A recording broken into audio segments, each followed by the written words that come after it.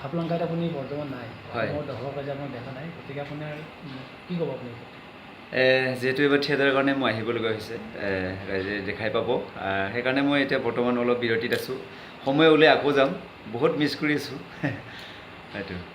এই মিছটো যিটো আপুনি মিছ কৰিছে, এই বৰ্তমান যিখন নাটক আপোনালোকৰ চলি আছে, হয়, অলপ মৰমী নাটকখন, সেই মিছটো পূৰণ কৰিব পাৰিছেনে? ভাবোঁ বহুত পূৰণ হ'ব।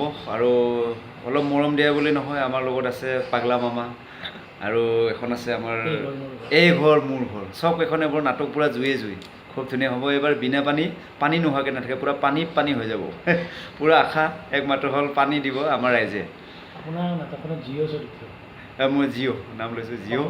কমন ডাইলগ এটা, ডাইলগ এটা ক'বলৈ গ'লে,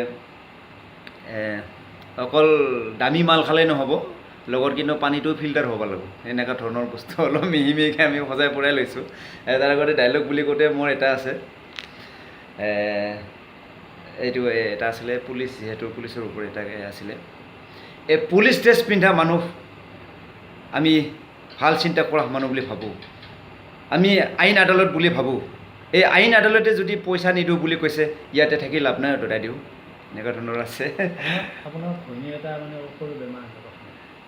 মোৰ জিঅ'ৰ এটা ঘৈণী আছে একচুৱেলি, তাতে মোৰ ঘৈণী বেমাৰ এটা আছে, এয়াৰটেল নামটোতে আছে এয়াৰটেল।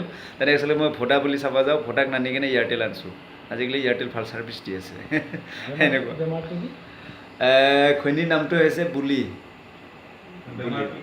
বেমাৰটো হৈছে মূৰ ঘূৰণি, তাৰমানে যেতিয়া নেকি গৰুবিলাক হালত যাব নোৱাৰি ঘুমাই দিয়ে, সেনেকুৱাতে মাজে মাজে মূৰটো ঘূৰাই পৰি যায় মাটিত, সেইটো।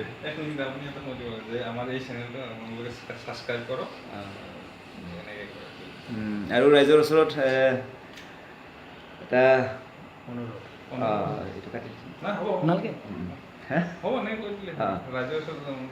ৰাইজৰ ওচৰত এটা অনুৰোধ কৰিছোঁ, মোৰ ওচৰত কি চেনেল আছে, চেনেলটো কি নাম? টিপটপ।